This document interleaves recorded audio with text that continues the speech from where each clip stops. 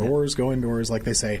But in any case, if you can hear that, just get inside right away. Now, there's always going to be the first lightning strike with a storm. And there's not always so much you can do about that. That's why it's good to, check up on the forecast. If you see those darkening clouds, that can be your clue. But if you hear that thunder, just get inside and you stay in there until it stops storming for real. Like, you got to wait until you stop hearing the thunder. Yeah, absolutely. And so that leads us to Majestic Storm, talking about lightning safety and lightning myths today in our Weather IQ. When thunder roars, it's a phrase many of us learned as kids. But it's more than just a rhyme. It's Mother Nature's way of warning us that lightning is close enough to strike. Most people who get struck by lightning aren't hit during the most intense part of the storm, but rather just before or after it. That's because many people don't realize lightning can strike up to 25 miles from the storm itself. This means you should never wait for the rain to start before you decide to seek shelter, because technically you're already late getting to safety. The safest place during a thunderstorm is a large enclosed building with plumbing and wiring. Lightning will likely travel through the wiring or plumbing straight to the ground. During a thunderstorm, it's advised to avoid doing dishes, taking a shower, and even doing laundry, as metal plumbing and the water inside are both very good conductors of electricity. If you're outside when a storm is rolling through and no building is nearby, get in your car. Now let's bust some common lightning safety myths. A lightning victim is electrified. If you touch him, you'll risk being electrocuted. It is perfectly safe to touch a lightning victim in order to give them first aid. Be sure to call 911 for help. Heat lightning poses no threat. Many people incorrectly think that heat lightning is a specific type of lightning. It's just lightning from a thunderstorm that's too far away for any thunder to be heard. The same threats apply. No matter how old you are, the simple rule we learned as kids still hold true. When thunder roars, go indoors. With your Weather IQ, I'm meteorologist Majestic Storm. Yeah, lightning safety is one of those things we kind of take for granted. And Tim, I'm glad you brought that up, because your comment about that at schools, I was at a Little League baseball game one time, and I heard the umpire not call the game because he said that his words came out of his mouth, Tim. I heard thunder, but I didn't see lightning, so we're safe. And I was like, what? See? It happened. Thanks, everybody. We're out of time. Show on baseball weather. Yeah, you're right. That's a whole nother show. Thanks, everybody, for tuning in tonight. We've got more news coming up on the Plus next.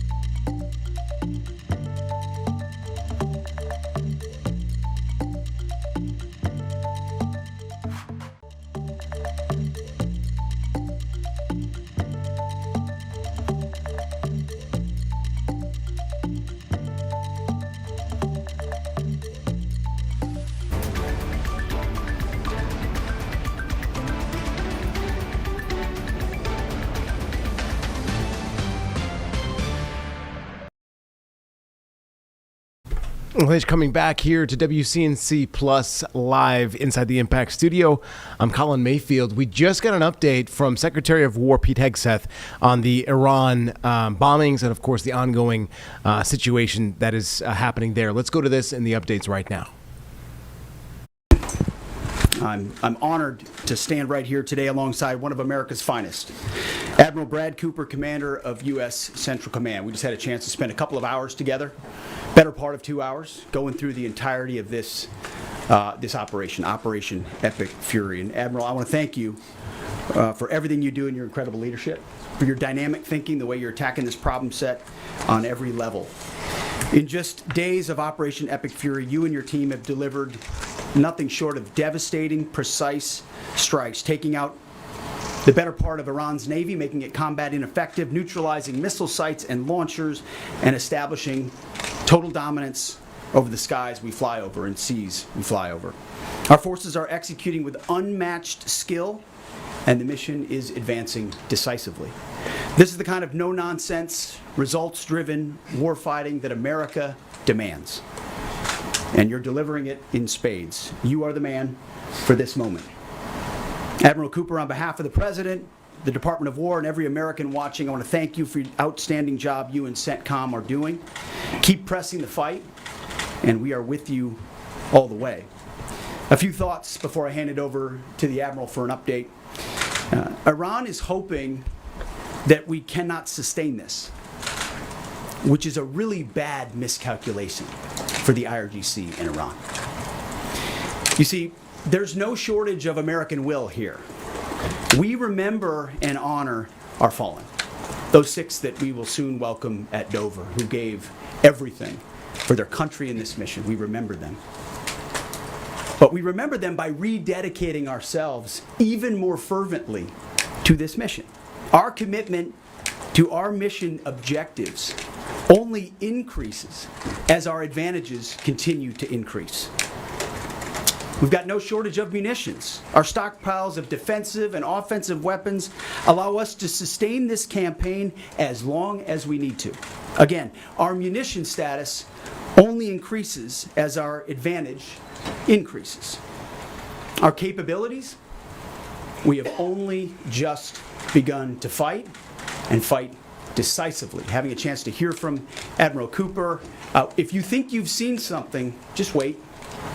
The amount of combat power that's still flowing, that's still coming, that we'll be able to project over Iran is a multiples of what it currently is right now when you add up our capabilities and those of the Israeli Defense Forces. And we have no shortage of authorities. The Admiral knows we have clear objectives with maximum authorities on the battlefield. The dumb, politically correct wars of the past were the opposite of what we're doing here. They had vague objectives with restrictive, minimalist rules of engagement. No more. Our authorities, his authorities, CENTCOM's authorities through the President and myself are maxed out. Our capabilities are overwhelming and gathering still, as are those of our Israeli partners. Our munitions are full up, and our will is ironclad, which means our timeline is ours and ours alone to control. As long as it takes to ensure the United States of America achieves these objectives. And as we flow more forces, and as we flow more capabilities, and as our munitions, as we're flying over the top, have even more devastating effects, we set the tempo, we set the timeline, led by the commander on the ground. Our ear is to the ground to listen to Admiral Cooper, what he needs, and what he needs he will get. We are built for this fight, and we are in it to win it. And we have the right commander in the lead. So I'll now hand it over to Admiral Brad Cooper to give you an update right here from CENTCOM. Admiral. Mr. Secretary, first, thank you very much and good afternoon, and welcome to U.S. Central Command Headquarters, America's warfighting headquarters. It's great to be here alongside the Secretary and representing the more than 50,000 men and women in uniform currently executing Operation Epic Fury. So, Mr. Secretary, first, thank you very much for your leadership and support and the very clear vision and objectives that you've given us to allow us to use overwhelming force against the Iranian terrorist regime. And thanks to all of you for attending today, and welcome to Tampa. We are now starting our 6th day of a historic mission to eliminate Iran's ability to threaten Americans. We are, if I could channel my inner Navy officer, we are at full speed ahead in executing orders given by leadership in Washington. The President and Secretary Hegseth have been crystal clear in their expectations, and we are at a high level of execution.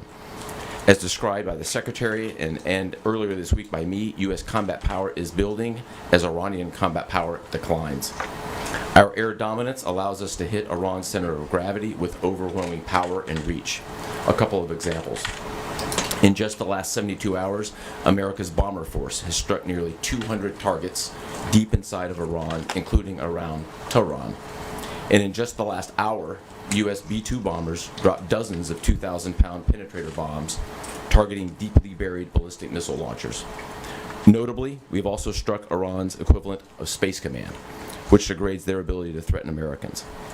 Then, if I just look back over the last 24 hours of the operation compared to where we were at its start, ballistic missile attacks have decreased by 90% since day one. Drone attacks have decreased by 83% since day one. Having said this, we remain vigilant. Our strikes against the Iranian Navy have intensified. You may have heard the President say just a little while ago that we have sunk or destroyed 24 ships. That was true at the moment. We're now up over 30 ships. And in just the last few hours, we hit an Iranian drone carrier ship, roughly the size of a World War II aircraft carrier, and as we speak, it's on fire.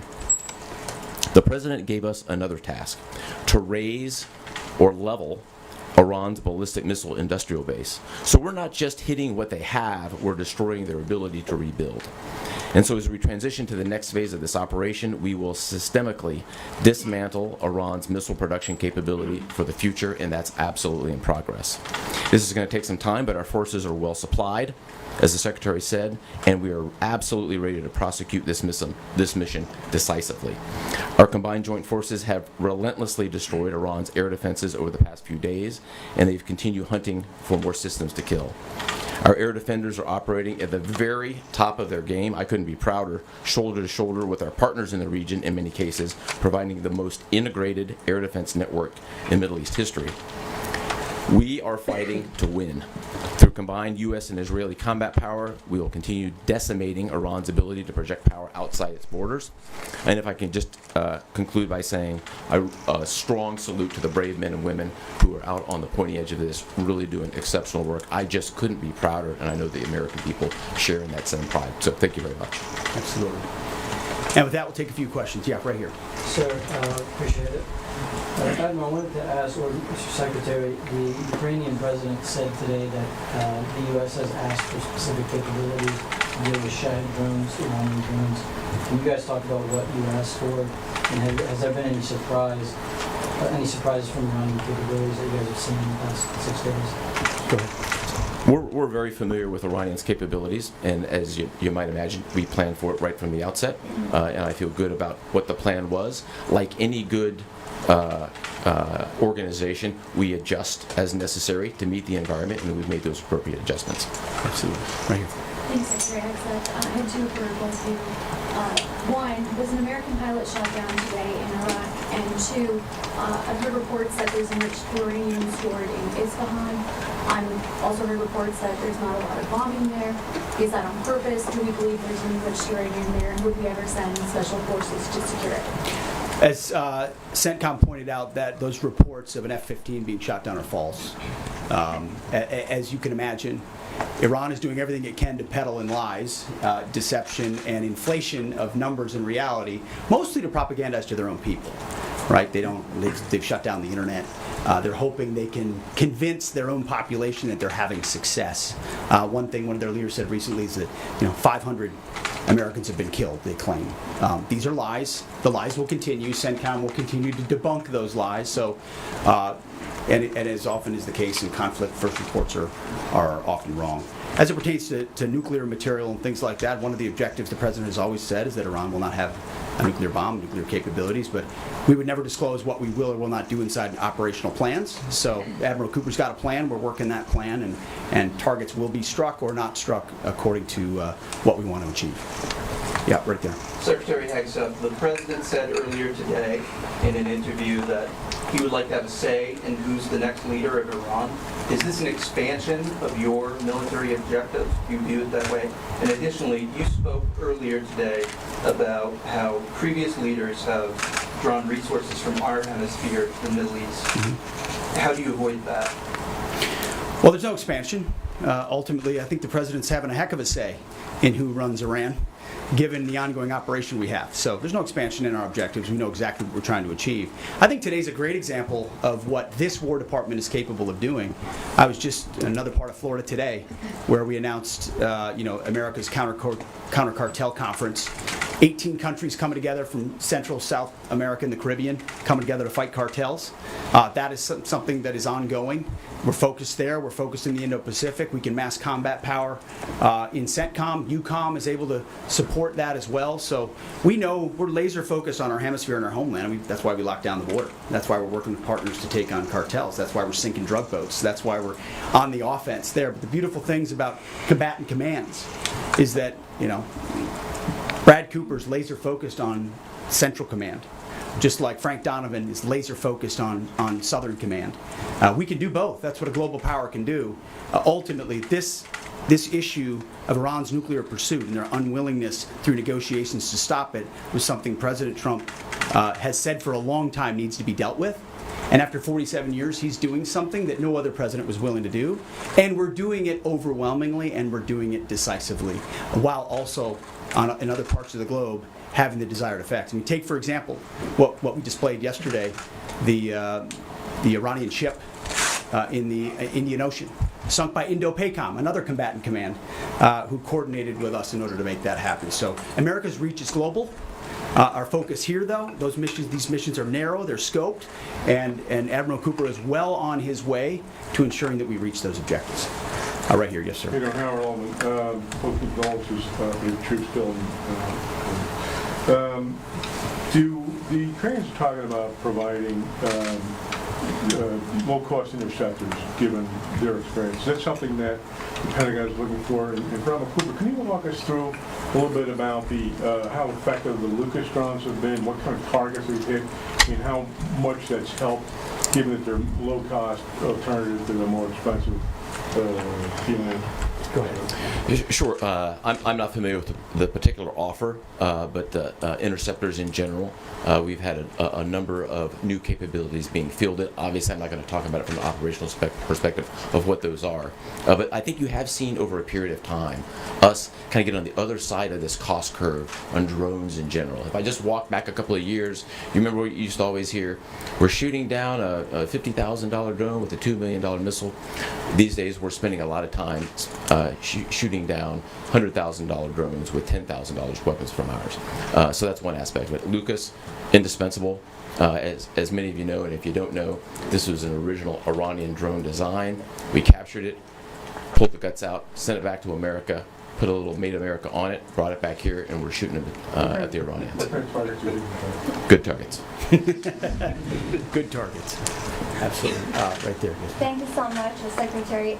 President Trump, in his first speech after the launch of the Operation Epic Fury, he addressed Iranian people and he said that there is going to be a time for you to come out, but it's not now. Stay home. It's not safe. I want to know if there is a timeline for that you're going to urge Iranian people to come out, how that is going to play out, and how are you going to protect the protesters? You know that they're going to be shot probably, as we witnessed in January. That's what happened. How are you going to protect and support the protesters? And Admiral, I have one question for you. How are you going to minimize the civilian harms? We have a lot of evidence that the Basij units, IRGC commanders, they are now gathering in schools, in hospitals, in purely residential areas because their headquarters are bombarded, they are ruined, of course. So how are you going to protect the civilians while you're attacking the IRGC people hard? Thank you. I would just say on the protests, obviously the Iranian people showed a lot of courage in those protests, and we saw the Iranian regime was revealed for what it is in the way they reacted to that. The world saw that. No one's done more than President Trump to reopen the opportunity for those who want a free Iran to do so. Ultimately, it's common sense, as he said up front. Don't go out and protest while bombs are dropping inside Tehran and elsewhere. So there will come a moment where he determines, or they determine, that it's the time to seize that advantage. But there's a lot of things we're doing, and the Israeli military is doing, targeting those individuals who are targeting those who protest. The more you do that, and you erode their will and you erode their capabilities, the more you create an opportunity for people to boldly stand up. Yeah, I would just reinforce the point. We're targeting the people, or we're targeting the headquarters and the people who are targeting the protesters, first and foremost. I'd also just double down on the president's comments that he previously made to the people. Stay in your homes, keep things calm, stay out of the way. There's a lot of U.S. and Israeli capacity coming over. We're hitting a lot of targets. The best thing for them to do for right now is just to lay low. Right here. Mr. Secretary, one common outcome of American military action in the past has been taking in thousands of refugees into the American homeland, and I'm wondering if there's any safeguards put in place to make sure that the American people aren't having to have another wave of refugees from the Middle East or anywhere else come and stay here. I think it's safe to say there's no plan for a wave of new Middle Eastern refugees to the United States of America. I think, as the president has pointed out for a long time, there are a lot of countries in the region who would be capable of providing that kind of support if need be, but that's certainly not something we're planning on. Yeah, back there. Yeah. Yes, sir. Michael in Washington Times. I wanted to ask, I know, Semper Gumby is always a truism in the military. Did the British decision to refuse Diego Garcia have any impact on the mission itself? Did you have to adjust, or were you able to just completely, go with the mission without even worrying about that? Well, as the president stated, it was unfortunate that that the Brits didn't, from day one, say, "Hey, go ahead and have access," but we got there. We got there, and that's now part of the way that we're operationalizing bomber runs. And it's part of, when we say more to come, it's more fighter squadrons, it's more capabilities, it's more defensive capabilities, and it's more bomber pulses more frequently. The amount of firepower over Iran and over Tehran is about to surge dramatically, and part of it is that we're going to have even more basing. And it's not just the UK. We've had other friends step up, and we're grateful for that. Maybe one more right here. Yeah, the Azeri president earlier today basically authorized his Minister of Defense to begin preparing troops for some type of retaliatory action after the airport strike. Has the Department of War and CENTCOM been working on deconflicting with the Azeri if they were to move in or attempt something in retaliation? I'm sure there are plans, and I'll let the Admiral speak to that, but that does allow me to kind of address this idea that the war might be expanding, or there's chaos, and nothing could be further from the truth. If anything, what Iran is doing by targeting allied countries that would otherwise want to stay out of this, they've actually pulled them into the American orbit. So now you've got UAE and Qatar and Bahrain and Saudi and Kuwait and others saying, "Hey, we're with you. We'll shoot with you. We'll fly with you. We'll defend with you. We'll allow you more basing and other opportunities, a lot of which we can't talk about and won't talk about." But it's actually firming up the unity of the resistance in order to focus exactly where we need to. So this idea that it's expanding or going, no, it's actually simplifying in a number of ways exactly what we need to achieve and how we'll achieve it. I don't know if you anything to add to that. I won't get ahead of policy in terms of what we might do. What I will point out is this is now the 12th country that Iran has attacked. 12 countries, and it goes right back to the Secretary's point. Those 12 countries are none too happy, and I look forward to working with all the partners who are willing to join us in this. And I would just close by saying, Mr. Secretary, one more question. What is your message to Americans who are concerned about security here at home with the change-up that we're going to see at the Department of Homeland Security? Well, I think Kristi Noem did an excellent job over there securing our border and keeping us focused on threats, and the President making a change. We all serve at the pleasure of the President. I'm sure Mark Wayne Mullen will do a fantastic job. He's been a friend of mine for a long time. But Kristi did a great job setting us up for success. So I don't have any concerns about whether or not the homeland will be covered down on. And I'll just end by saying I wish every American could get a chance to see what we see.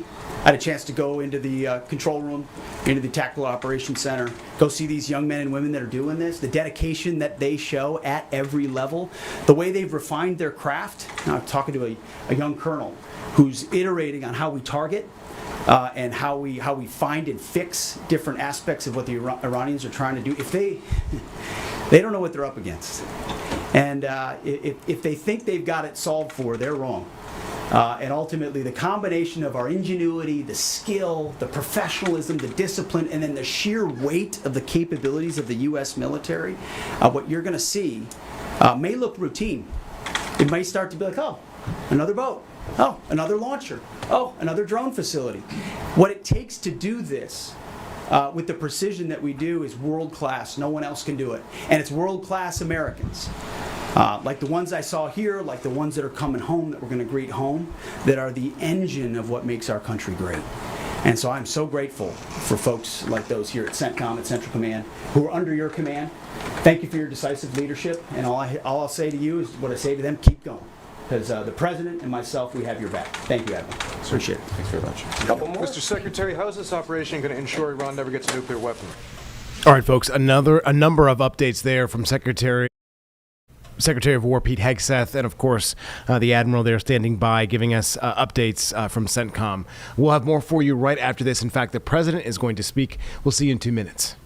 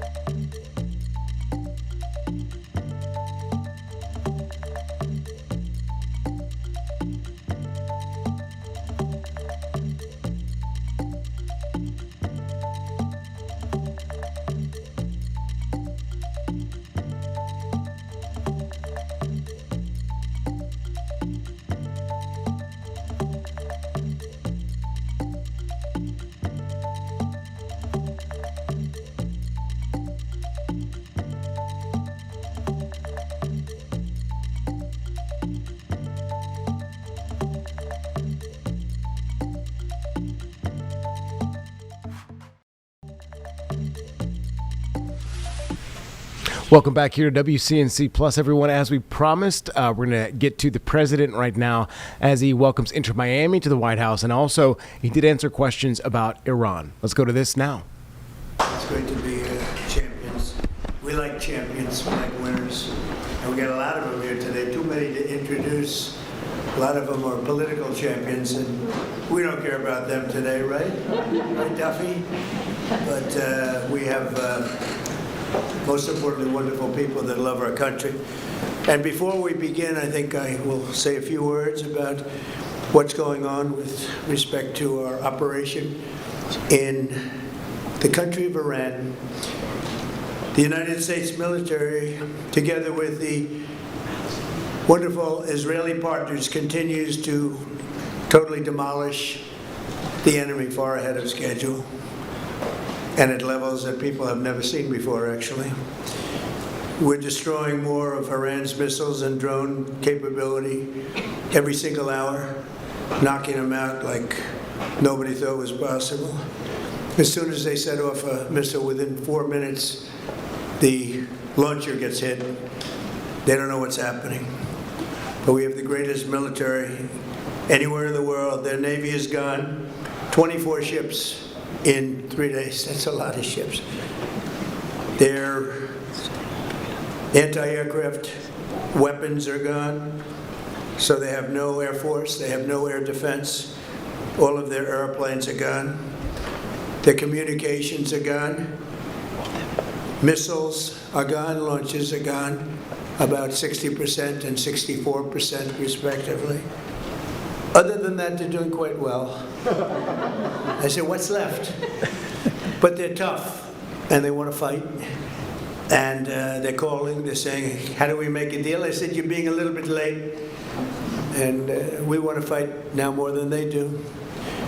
We've had 47 years, depending on the way you count it, but 47 years of horror with this group. And when you see somebody walking down the street without their legs, without the arms, whose face is so badly affected, hurt, it mostly came from 95% Soleimani and Iran, and we, other presidents, lived with it. I didn't live with it, and so our people are doing a great job. Again, the greatest military anyone's seen. Thank you.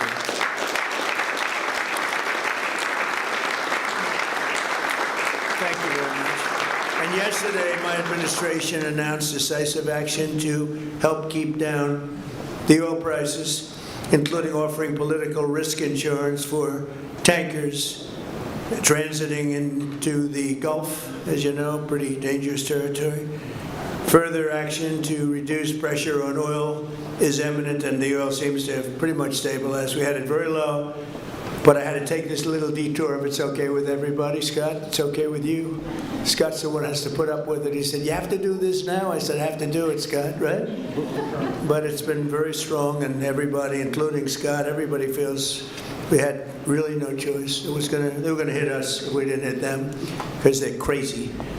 And in the long term, the actions we're taking will dramatically increase the stability of the region and oil prices and stock markets and everything else. You know, we set the all-time record in history with the Dow going to 50,000. So Dow was at 50,000. It was supposed to be maybe, if we were lucky, within by the end of my presidency in 4 years.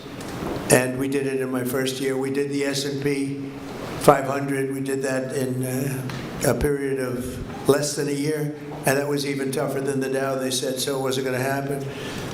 But we have a great country. We have a country that's never done this well.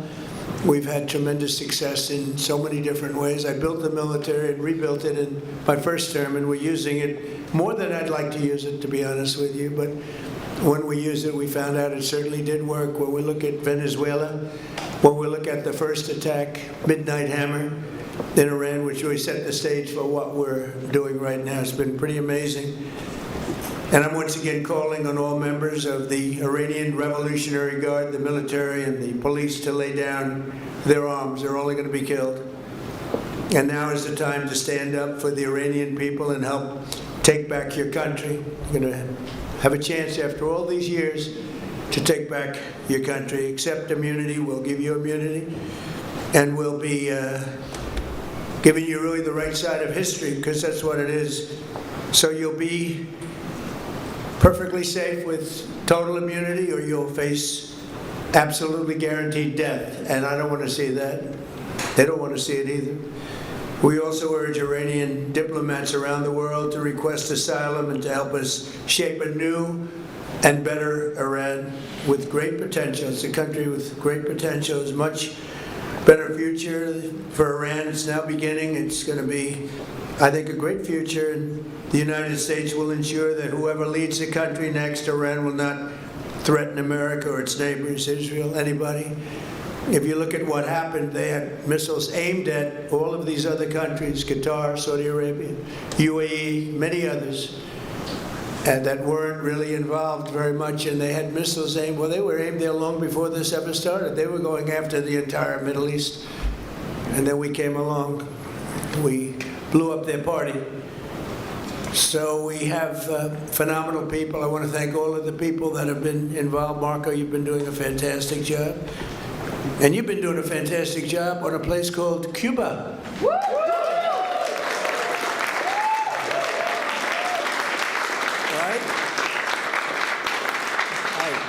And A-Rod came in before. I said, hey, do you want to come up to a little award? He's got plenty of award ceremonies. Thank you, A-Rod. Big fan. But what's happening with Cuba is amazing. And we think that we want to finish this one first, but that will be just a question of time before you and a lot of unbelievable people are going to be going back to Cuba. Hopefully not to stay. We want you back, and we don't want to lose you. We don't want to make it so nice that they stay. But some people probably do want to stay. They love Cuba so much. I hear it all the time. That was another one that wasn't supposed to happen. Venezuela is going great. It's been stabilized. We have a wonderful person as your president-elect, Delcy Rodriguez, and she and her staff have been doing a fantastic job working with us. We're taking out hundreds of millions of barrels of oil, and it's going to Houston and various other places where it's being refined, and we're sending them back far more money than they've made in many years, and actually very shortly it'll be more money than they've ever made. And Venezuela is working. So we've had a lot of countries in places that truly love, you would say football, I would say soccer, but these are all countries that love football/soccer. And so I think the group likes it. And if you'd like, you could say, I know I'm a very exciting speaker, but you can sit down if you'd like, okay? I'm looking at everybody standing, I'm saying, let's sit down. Because we're here to honor these great champions and we want to take our time, right? Let's get to the reason that we're here, and it's a beautiful reason because we're honoring truly talented people. Today we're thrilled to host the 2025 MLS Cup champions, Inter Miami. Great job.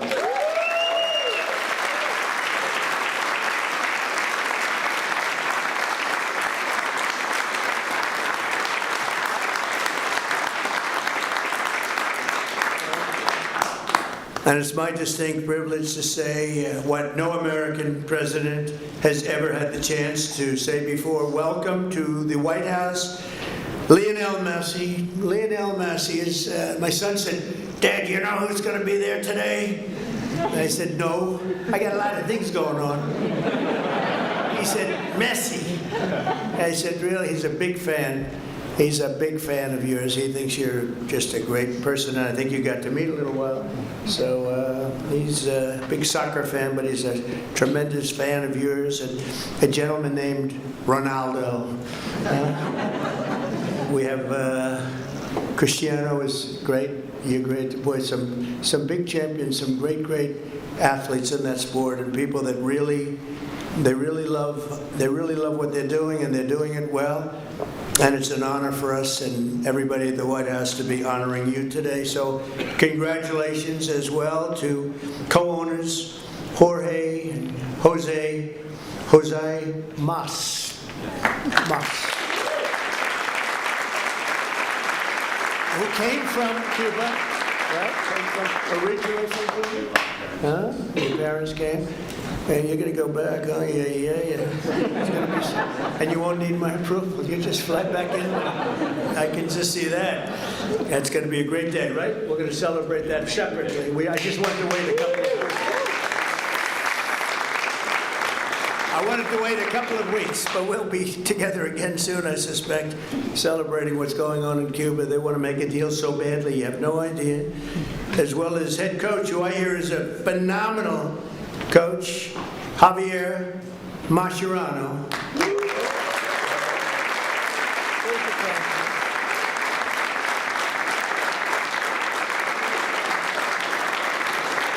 I've heard he's a great coach. Well, anybody who wins is a good coach in my book, but I heard you're a hell of a coach. And all of the tremendous players that are just amazing.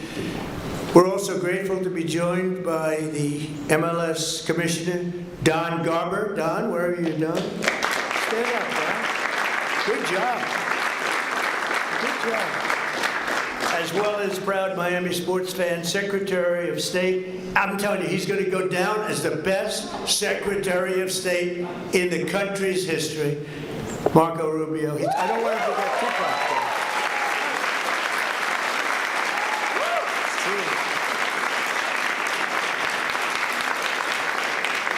I don't want them to get too popular. You know, when they get too popular, all of a sudden you see, where's Marco? He's not around anymore.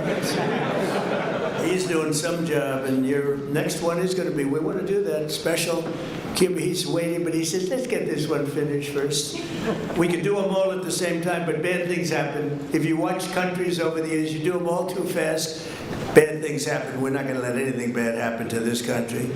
Also with us are Attorney General Pam Bondi, who's a terrific person and fan.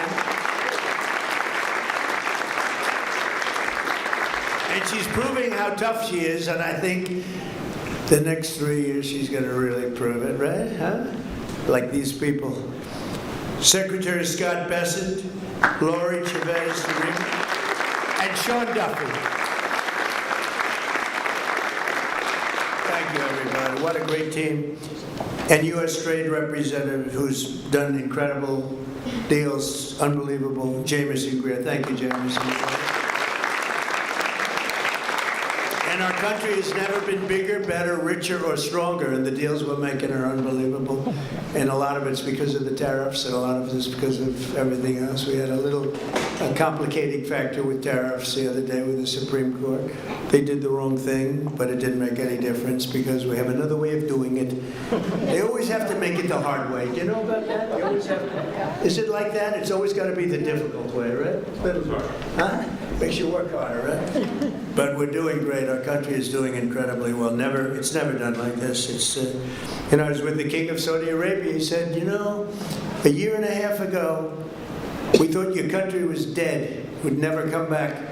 And now you have the hottest country anywhere in the world, which was sort of cool. I'll relate that story. But many, many leaders say the same thing. We have the hottest country anywhere in the world.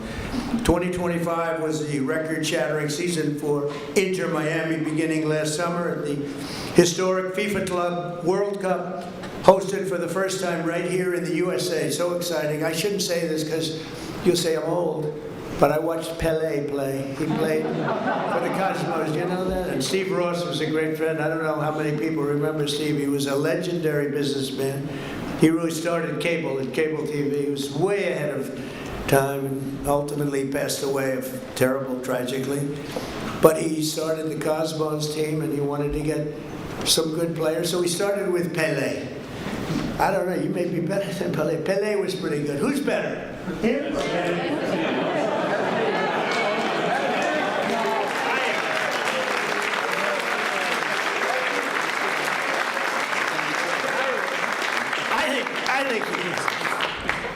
But he was. Folks, going to cut into the president real quickly. We'll be back with a 2-minute break, and we'll come back to the president right after this. See you then.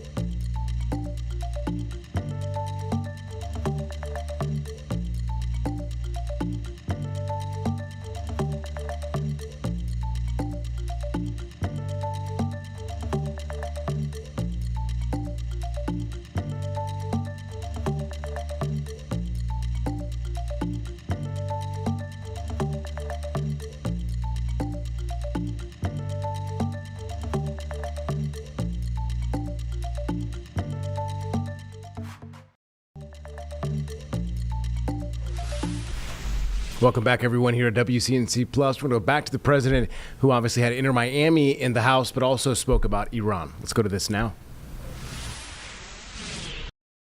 Go every once in a while, but soccer just didn't catch on. And then when Steve got ill, it sort of went away, and then it came back, and now it's just turning out to be amazing how it's coming back in this country. But the Cosmos were a very hot team, playing with other teams that weren't so good.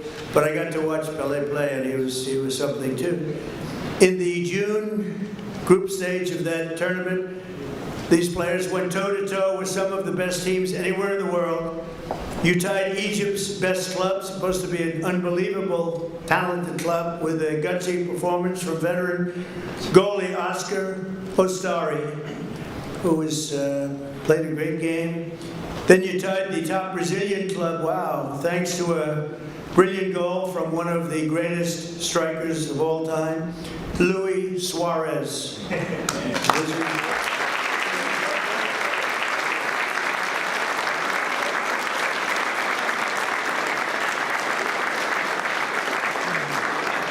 Good-looking people. Marco, I don't like good-looking men. You don't feel so good about yourself, Sandy. Good-looking people. In the 65th minute, Louis gathered the ball around midfield and turned for a vintage solo run, dribbling through the defense, driving past defenders like few people have ever seen before, cutting to his left, hammering home a goal that secured Miami's place in the next round. But no match in the 2025 FIFA Club World Cup was more important than the match against FC Porto.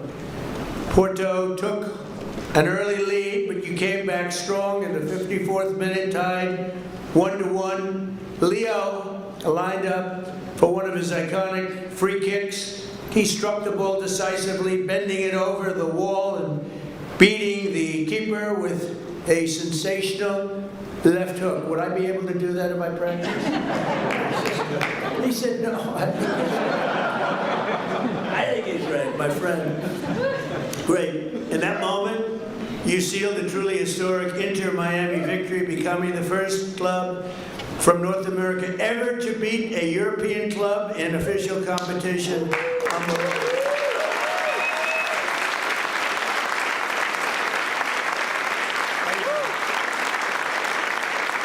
I have to just interject. So, over the years, I love sports, and I've watched my friend A-Rod. I was with George Steinberg, and I'd sit in his box, just the two of us. He would never have anybody but me. He liked me, right?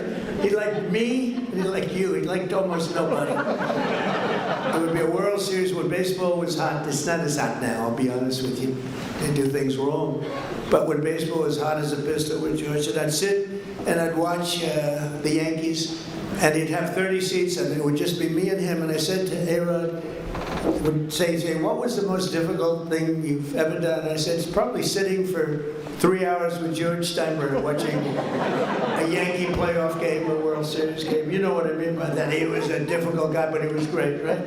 He liked me, I liked him, and we both liked nobody else. So that was a good combination. But I have to say this, so I've seen a lot of great players come into the world of sports, and they came in from all different countries, all different players. They've come, in some cases, just from different states. They come to the Yankees, or they come to the Dodgers, or they come to whatever. But I've seen them come in from other countries, and there's such a clamor, oh, so great, everything's great, but they don't win. This guy won. He came in, there was tremendous fanfare, and he won.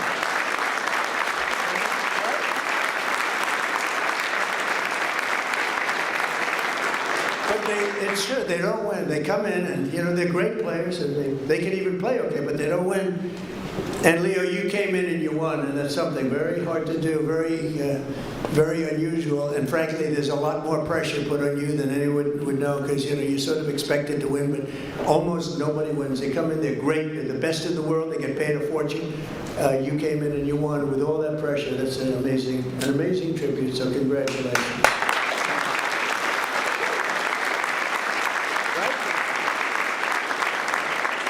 But in that moment, you sealed a truly historic Miami victory. And think of that, first club ever, North America, to top the so-called European clubs. Pretty amazing thing to do. Returning to the MLS, Inter Miami built on that incredible momentum, playing a record number of games and scoring a total of 101 goals, the most in MLS history. Is that correct, Mr. Commissioner? It is. That's pretty good. How's Andrew? Is Andrew treating you okay? Good job here. He's a good golfer, too, actually. People don't know it. He's a very good golfer, right, Andrew? But Trump's a good golfer, too, Andrew. That's moderation. Thank you. With 29 goals in the regular season alone, Leo won the prize Golden Boot, becoming the first player to be named the league MVP twice in a row. Amazing, you know, comes in, a lot of great players. Pretty amazing thing to do, very hard to do. Exploding into the playoffs, this team racked up a series of statement wins, big wins, and frankly wins that a lot of people didn't think they could do. You secured a 3-1 must-win victory over Nashville SC. You thrashed FC Cincinnati 4-0 on the road, and then you routed New York City FC 5-1, led by a hat trick from young star Tadeo Allende. Where is Tadeo?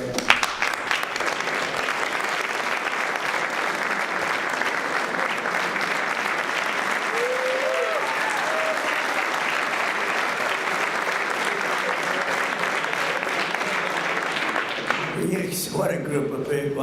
We could have a lot of fun with these guys. You can imagine when they win how they celebrate. We don't want to talk about it.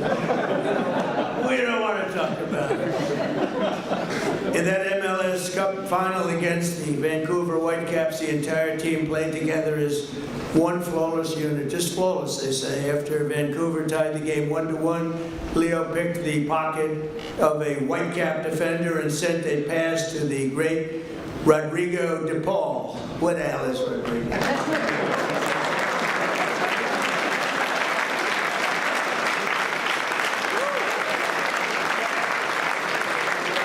Do you have any bad-looking players? I like the bad-looking guys much better. Who stuck a low-driving shot into the side net, taking the lead, and then in the 6th extra minute of stoppage time, Tadeo drove home your third and final goal, making the score 3-1 and securing your status as the first champions in club history. What an amazing accomplishment. Coach Mascherano became one of the few head coaches to win the MLS Cup Finals in his very first year. And Leo claimed the 47th trophy of his storied career. 47th, can you imagine it? The most of all time. That's the most of all time. So Leo is the reigning FIFA World Cup MVP. You could have gone anywhere in the world. You could have chosen any team in the world, and you chose to go to Miami. I don't blame you. The weather's extremely good. You go to Doral.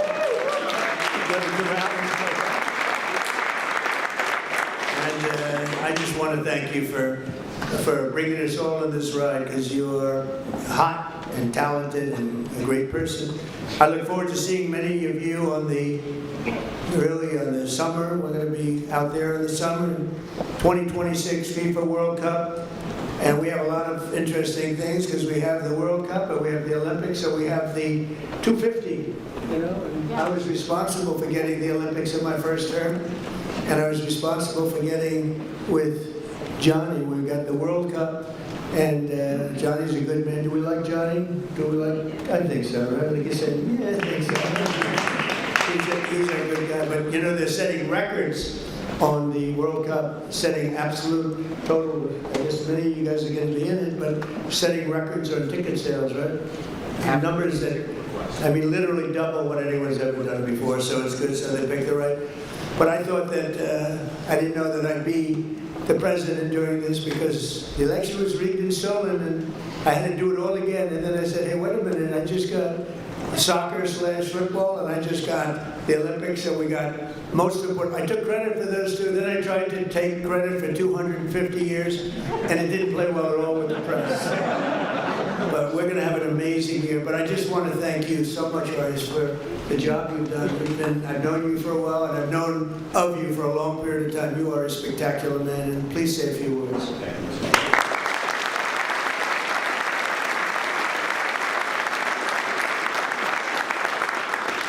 Thank you very much, Mr. President.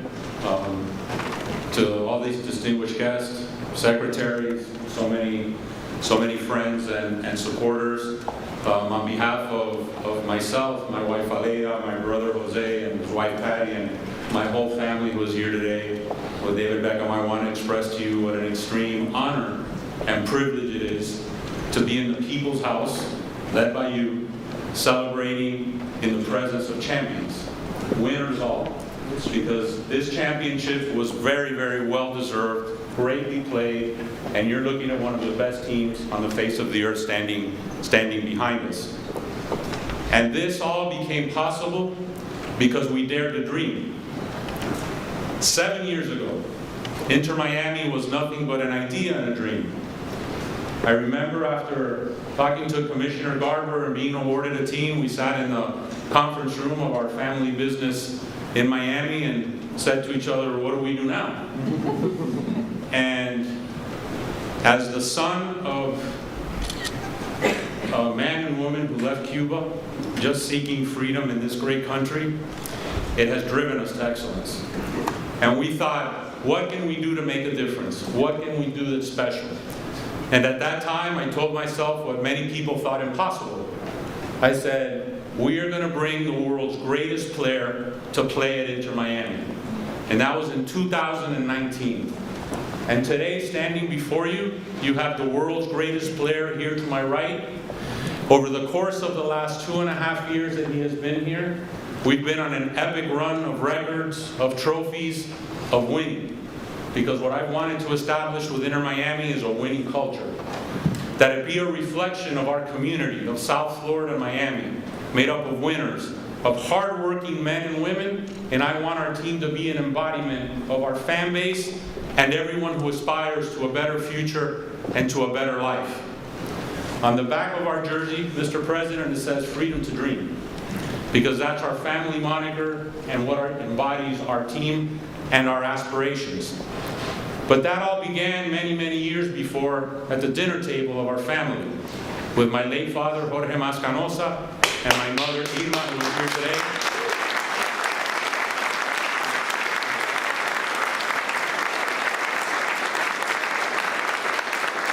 And I speak now in tribute to our parents' generation. And I share that with Secretary Marco Rubio, of men and women who fled communism, who fled tyranny, who wanted a better life for their boys and their daughters and their sons in the future. And at that table was instilled in us that if you work hard and you sacrifice and you dream, it can be possible. And today, standing before you, Inter Miami is one of the world's biggest clubs. Most based on history, but our history has been short. But having a winning culture, having the best-selling jersey on the face of the earth, making a global difference, and not only because of Lionel Messi, but these men standing behind you have changed the culture of football in the United States of America forever. We can play with the big boys, we can be heavyweights, our league can be one of the top leagues in the world, and it is this ability to dream, to persevere, to have no obstacles ahead of us, that we will continue to be successful. And hopefully, Mr. President, this is not our only visit here celebrating an MLS Cup championship. But this team is an embodiment of that. And I want to thank you to be able to express this to you, to so many dear friends, loved ones, and global fans all over the world. We fill stadiums everywhere. We're playing this weekend against DC United at the Raven Stadium in Baltimore, because we'll have a sellout there. We sell out everywhere we go. We open the season in the LA Coliseum with a record crowd.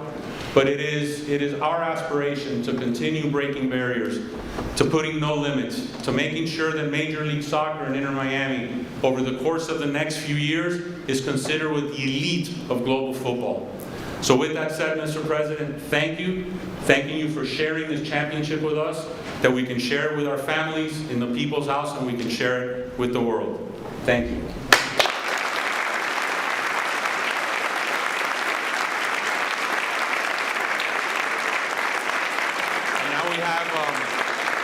a gift we'd like to present to you. Thank you.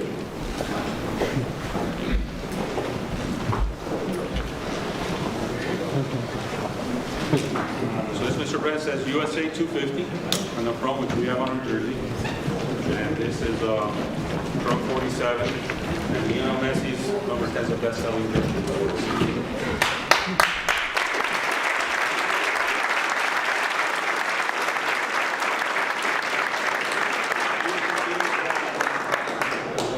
We made, which hopefully will have a rightful place in the Oval Office in dedication of you, dedicated for our championship. That's for you, Mr. President. Thank you very much. And then, most importantly, this is a very, very special limited edition Inter Miami pink Tudor watch. It's etched on the back with your name in a tribute to you, and special because time is a precious element. Time has a lot of meaning, I think, to all of us. And we wanted to give you that. And also we have an additional gift, which is another jersey for very illustrious Chief of Staff.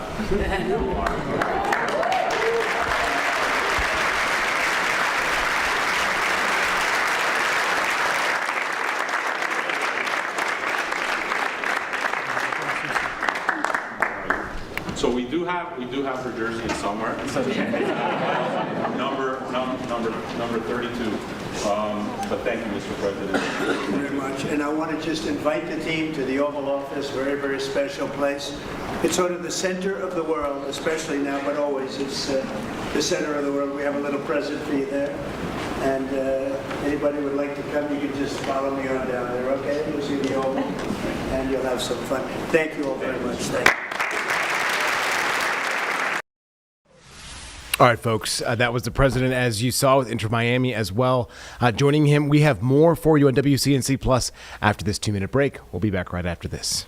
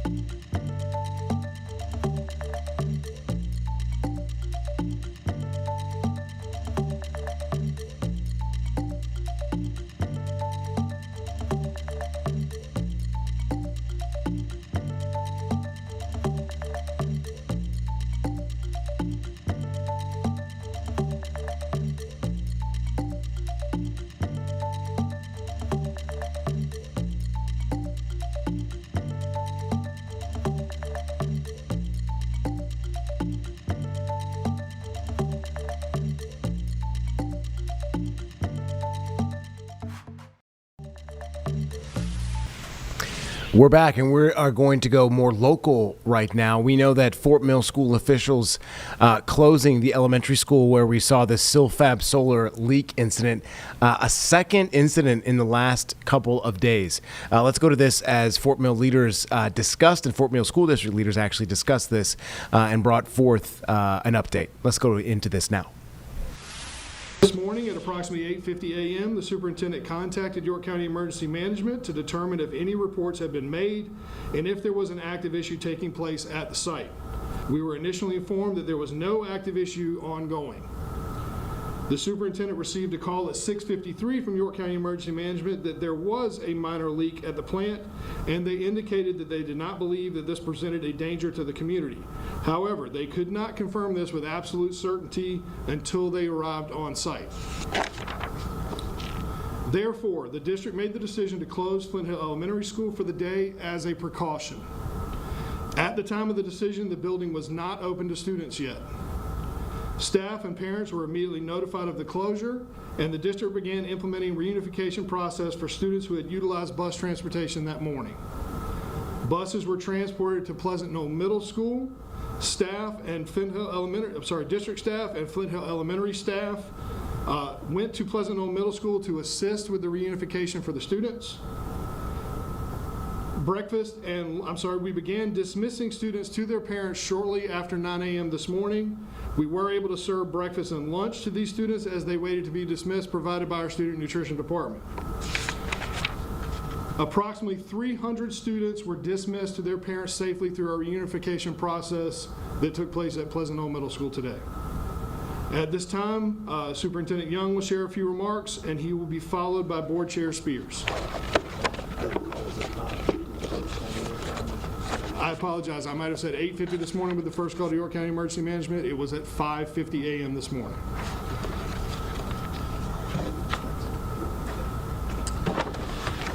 All right, good afternoon. First of all, I want to thank our students and parents for their patience and their cooperation this morning. We apologize for the inconvenience and the unease the closure has caused our families and staff. To Principal Michelle Greitz and her amazing administration and staff, I want to thank you for your positive response and your leadership with our students this morning. I would also like to thank our transportation department, our school safety department, school nutrition, and the countless members of our district staff that helped with the reunification process. Our district also appreciates the assistance we received from the Fort Mill Police Department, the York County Sheriff's Department, York County Emergency Management, as well as our Board of Trustees members. Interestingly enough, I was in Columbia this morning to testify in support of Representative Martin's bill that is related to this issue. But given these events, I returned to Fort Mill before I had the opportunity to testify. Representative Martin did read my statement. Here are some of the points that I had planned to make at the hearing. In education, our primary responsibility is to ensure a safe and healthy learning environment for every student. We currently have a new elementary school in operation and a middle school opening later this year, both located adjacent to a manufacturing facility that the Board of Zoning Appeals has ruled was improperly zoned. Our district has dedicated significant staff hours and taxpayer resources towards safety initiatives to mitigate related safety concerns. The urgency of this issue was underscored on Tuesday and again this morning, when within weeks of receiving its certificate of occupancy, this facility experienced a chemical spill and a chemical leak on site. Today's events caused the district to close Flint Hill Elementary School as a precautionary measure. These incidents have caused significant concern among our parents and our community and have disrupted our school operations.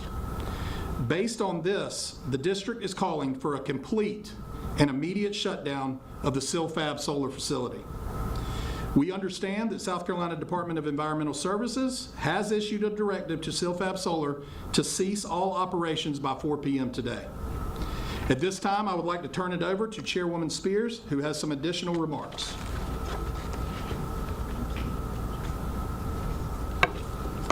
Thank you. On behalf of the board, I want to reiterate our appreciation to all the groups that Superintendent Young mentioned.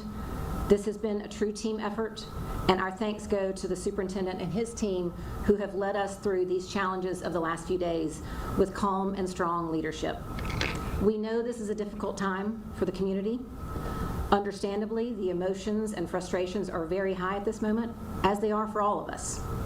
We've continued to work with the regulatory agencies that have oversight and authority regarding the safe operation of this plant. It is our responsibility to provide a safe and healthy environment for our students. And in light of these events, it is imperative that the regulatory agencies take swift action to protect our students and our staff. The school board fully supports the directive issued today for this facility to immediately cease all operations. Thank you. Before I open it up to questions, I would like to mention that a decision regarding at this time, we are continuing to assess the situation as we receive updates. We'll make announcements regarding that as soon as possible. At this time, I'm going to open it up for questions. If you don't mind, please raise your hand. I will call on you for your question. And keep in mind that the district can only answer questions about district operations. We're not able to answer questions about emergency response, permitting, zoning, or operations of commercial facilities. Yes, sir. Andrew Dice, the Herald, Rock Hill. Thank you for having me today. I think it's important that you go over again the timeline about when the Fort Mill School District was first told about today's spill, leak, call it what you will. We need to know, the public needs to know, when was the school district told about it, when was the decision made to close the school, and why was there any kind of time lapse in between 1 to 2? Yes, so I'll begin first with when we received the report. It was during the middle of the night. We received the report from Who is we? The superintendent, as I said in here, the superintendent received a report from a community member that there may be an issue ongoing at Silfab Solar. May I interrupt? Sure. Did the school district or the superintendent contact law enforcement and say, we have received this message? No, the superintendent did not send that message on through. As it was said, the individual was advised to send their message to 911, which is the proper authority to report these instances to. The superintendent has absolutely no authority, and the district has absolutely no authority to dispatch anyone, to put anybody in place to handle this situation. That is what 911 is for, and York County Emergency Management is for. Anytime that there is a situation like this, that is who should be reported to. Having said that, that was shared with the member that they should report this to 911. We were not unclear whether that actually happened, which is why we reached out to York County Emergency Management at 5:50 a.m. this morning to see if there were any reports and if in fact those reports were real. During that call, we were told that, I'll read this again, York County Emergency Management informed us that there was no active issue at the site at 5:50 a.m. We continued to make updates and checks and have conversations as a school district. We got the superintendent received an additional call at 6:53 a.m. from York County Emergency Management. At that time, they confirmed there was a minor leak at the plant, and they indicated that it did not believe it presented a danger to the community. However, they could not confirm that until they arrived on site at Silfab. It begs the question, who told York County Emergency Management, if they weren't there, that there was a leak this morning? That would have to be a question for York County Emergency Management. I can't answer that question for you. The school district called to ask if there have been any reports. They told you, and they told you at 6:53 there was a minor leak at the plant. Absolutely. Someone had to tell them that. I think you need to ask them that question, who told them that? Again, we are not the reporting agency. We are dealing with our school sites. Okay. They would have to answer the question how they made that determination. Because again, they told us there was not an active incident and then later told us there was. So what happened between that window that they investigated to find out there was would have to be answered by York County Emergency Management. Understood. Yes, ma'am. Can you talk through why classes were canceled today and not also on Tuesday when we had that much larger spill? And were there conversations after that of what are we going to do if something like this happens again? Would it be another closure? Yes, in regards to the Tuesday situation that happened, at that time we were in immediate contact with York County Emergency Management when we learned of the issue. They were very clear at that time. They knew what the spill was, they knew what the contaminant was, and that this did not pose a concern to the community. They were on site at the time of providing that information to us, whereas this time around we were not able to get that concrete confirmation. So that was the reason for allowing the school to continue to operate, because at that time we had clear and concrete information that it was safe to do so at the time. Yes, sir. Hey, Michael with WTD. We have a stop in operations at Silfab. Does that mean testing will continue at the school, air, ground tests? What Yes, does that monitoring look like, and any testing that will continue or stop? Yes, our commitment that we've done, performed with Citadel EHS is ongoing. The 24-hour continuous air quality monitoring equipment has actually been in place since January and operating.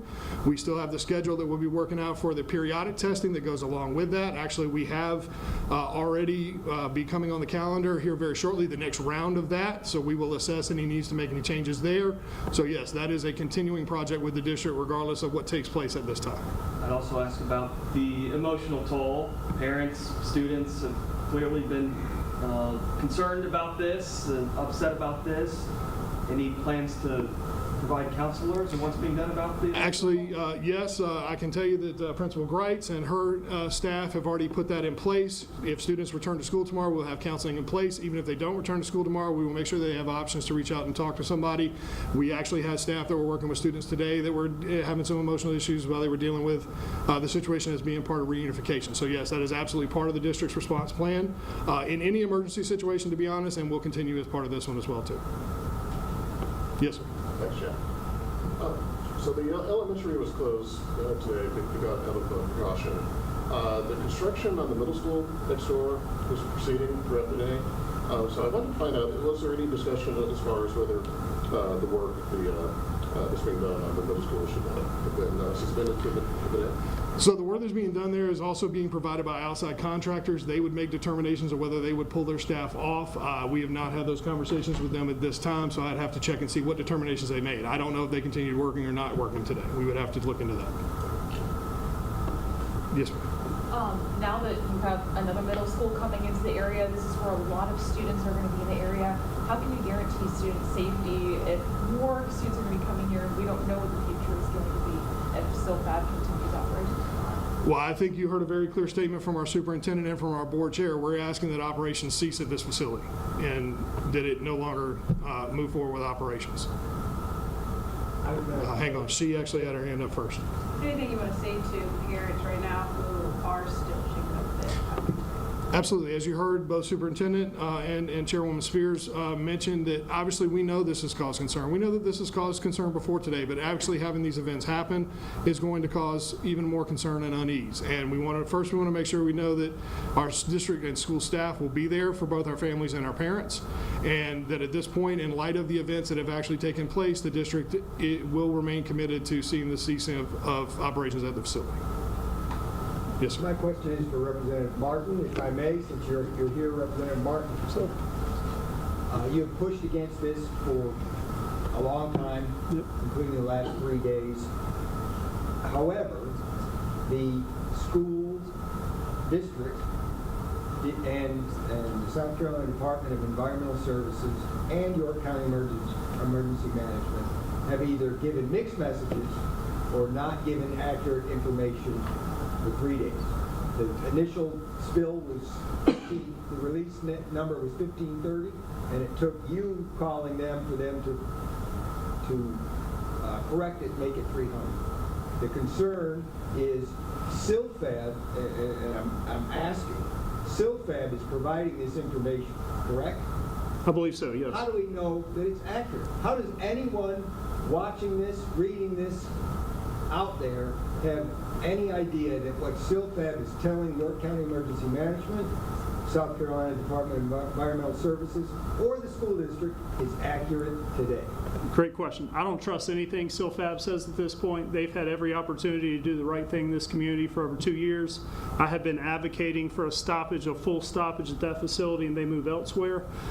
When they got the order from SCDES that they could no longer what they called commission equipment, meaning that you're testing equipment to get it ready for some type of production, which DES says is 6 months from now. They had the opportunity to stop that. And then it is clear that this morning there was some other type of leak that occurred with hydrofluoric acid from what I understand. So I don't really trust what I'm being told from SILFAB. I have not actually heard verification that it was 1,530 or 300. Nobody has came to me and said this is the exact number. And that's exactly why SCDES has been investigating them over the last few days to find out exactly what the truth is. And that's what needs to happen. And that's why I called SCDES. Myra Reese, I've been on the phone with her since 6:45 this morning. I don't know, as soon as I found out that something was going on. I have been on the phone nonstop with her along with Senator Johnson to ask for transparency, accountability, and that everybody in Fort Mill and across our state understands what happened and ultimately who's going to be responsible for that. And so until they finish their investigation and until the EPA finishes their investigation, which they're starting on Wednesday of what I've been told of next week, once that happens, I can't wait to find out what the truth actually is at this point. But if SILFAB's saying it right now, I absolutely am not believing it. As a follow-up, I'm not sure if other people, I don't want to take up all the time, but for you, school district, or anyone else, when people, and I'm a Fort Mill parent, I put 3 children through this school district, why should they put their child on a school bus tomorrow morning when the information that they're receiving is coming initially from SILFAB, which by all accounts has the spill. It's coming either through 1, 2, or 3 filters until it gets to the public and these parents to make decisions about their children. Again, a great question. You know me, Andrew. I've known you for a long time. I have a daughter in Fort Mill schools. I'm a product of Fort Mill schools. It's sad that I have to stand here today. It's sad that any of these people behind me have to stand here today and speak up about this, what I believe is an atrocity that should never have happened here in a great school district and a great community. Our parents should feel confident that when they send our kids to school, they're safe. All they need to focus on is being able to study.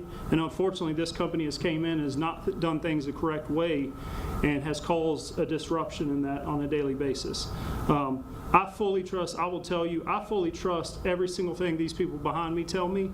Unlike the information that you just asked me about, I trust everything that Gray Young and these people behind me tell me. I've known this man for 20 years, 20 plus years actually.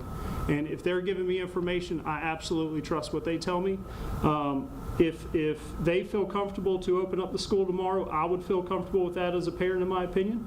I'm excited to see what happens at 4 o'clock today. Either SILFAB has the opportunity to do the right thing and be a good neighbor in this community, or it's clear that they have no intentions of being a good neighbor in this community. And if they do not want to be a good neighbor and they do not want to comply with our highest agency that regulates them, they need to be held accountable to the fullest extent of the law. I have contacted the Attorney General's office. They are looking at every legal parameter here that can be taken, and that would be my next step of what I intend to do, is contact the AG and work with them. One more question? Absolutely. Yep. And it dovetails into what you just said. You're a state representative, but anyone can call 911, anyone can call the law at any time. Has anyone asked the sheriff's office or SLED to open up a criminal investigation into what has happened the last 3 days? I will tell you, I have personally been in contact with our sheriff, Sheriff Breeden. I have personally been in contact with the Attorney General's office. I would like to see a full investigation done for everything, right? I want to know what happened at this facility. I want to know how this happened. I want to know who was responsible, whether that's just on to confirm through DES that operationally things were done, or whether there's any type of other cover-up or criminal action that's happened at that location. I expect full transparency and accountability from anybody involved, and that's what I seek to find. Absolutely, yes, sir. Andrew, I appreciate the question. I think it's important to understand that when this call came in very late last night, we cannot, as a school district, get in the practice of calling 911 for an outside facility. If they have information that there is something going on in that facility, they need to call 911. And that was the advisement that they received. They called more than just me. They called other people. They received You advise that member of the public, call 911, let people do their job. Correct. And when 911 is called to a facility like that, York County Emergency Management is notified. Then we usually are notified by York County Emergency Management. So when at 5:50 this morning, I sent a text to York County Emergency Management asking for information. That information at first was there is no active spill. Then once calls were made, I was called at 6:53 a.m. And that's when we started talking about making the decision to cancel schools. We decided at 7:02 a.m. to cancel schools. At 7:05, students would be getting out of their cars and getting off those buses. So the timeline was very quick. And we did not feel comfortable with the information that we had at the time to allow Flint Hill Elementary School to have school today. So that's why we made that decision. Thank you. Thank you. All right, guys, unless there are any other pressing questions for the school district as far as our operations go, I think we're going to end our press conference here. If you do have additional questions for the school district, feel free to send those to me. If you have additional questions, obviously, I assume for some of our other representatives in the room here today, you can certainly reach out to them. We appreciate you coming here today, and thank you very much for your time. All right, folks, an update there. As you heard from Fort Mill school leaders, it sounds like the elementary school will be closed again tomorrow. We'll have more in 2 minutes. We'll see you then.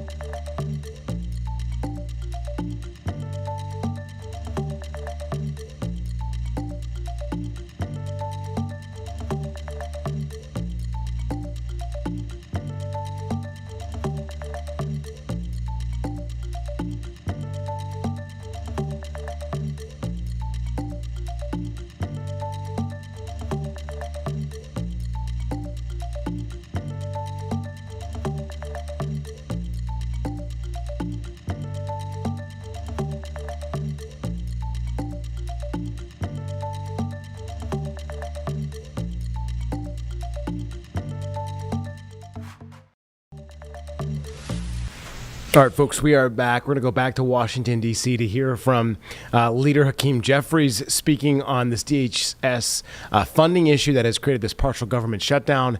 Let's go to this right now. The management of public money.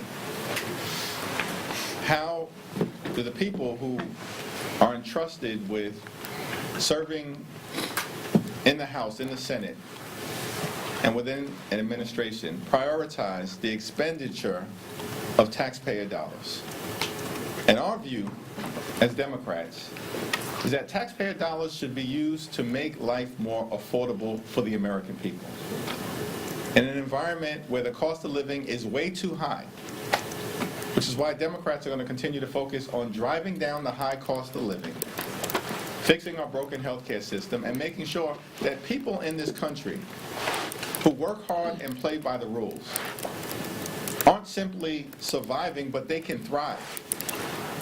Because far too many people in this country are struggling to live paycheck to paycheck. One of the challenges that we have in this country is that Republicans have decided to manage the public's money recklessly. Taxpayer dollars should be used to make your life more affordable. Instead, Republicans have decided to actually use it to enact massive tax breaks for their billionaire donors. That's what the one big ugly bill was all about.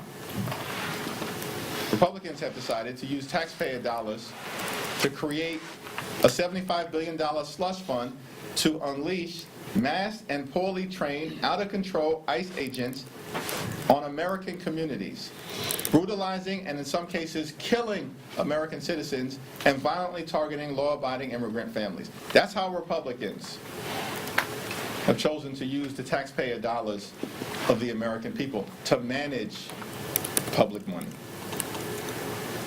And now, of course, we've seen Republicans, led by Donald Trump, plunging America into another endless conflict in the Middle East, spending billions of dollars to bomb Iran, but they can't find a dime to make it more affordable for the American people to go see a doctor when they need one.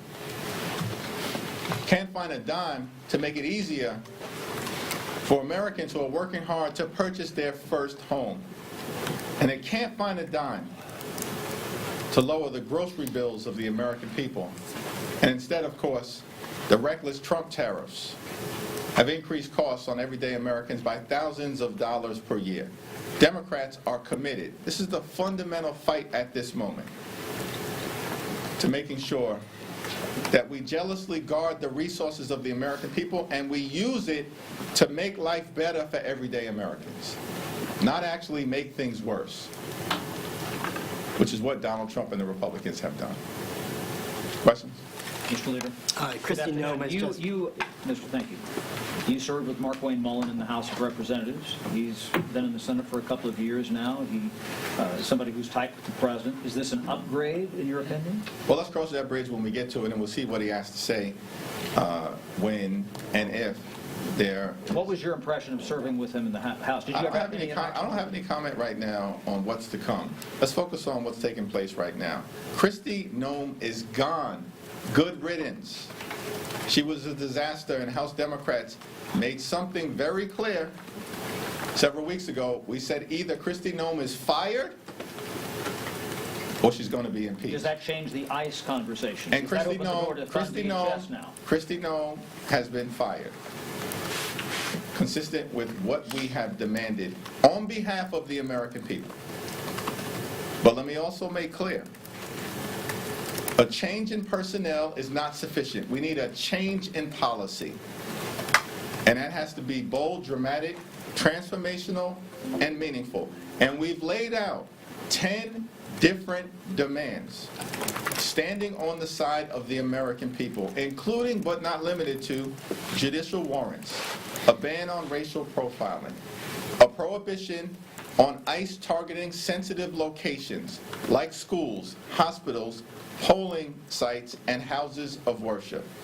A requirement that ICE agents are actually vetted through criminal background checks and actually trained. The implementation of a prohibition on the excessive use of force, which we've seen horrifically been unleashed on the American people, and of course, a requirement that ICE agents who break the law can be criminally investigated by state and local authorities. These are the type of policy changes that are going to be necessary to move us forward to ensure that ICE actually conducts itself like every other law enforcement agency in the country. That's our fundamental demand. Every other law enforcement agency in the country. So, of course, this change in personnel is welcome. Christy Nome is a disgrace. And we made clear what was going to happen. One way or the other. Could happen the easy way or the hard way. He's chosen the easy way. But now we still have work that needs to be done in terms of the policy changes. Thank you, Mr. Leader.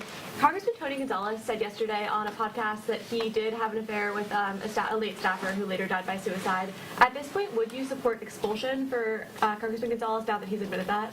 He's violated the laws. If an expulsion resolution were presented before the House of Representatives, I would, of course, support it. Would House Democrats investigate Christy Nome as an ex-cabinet secretary?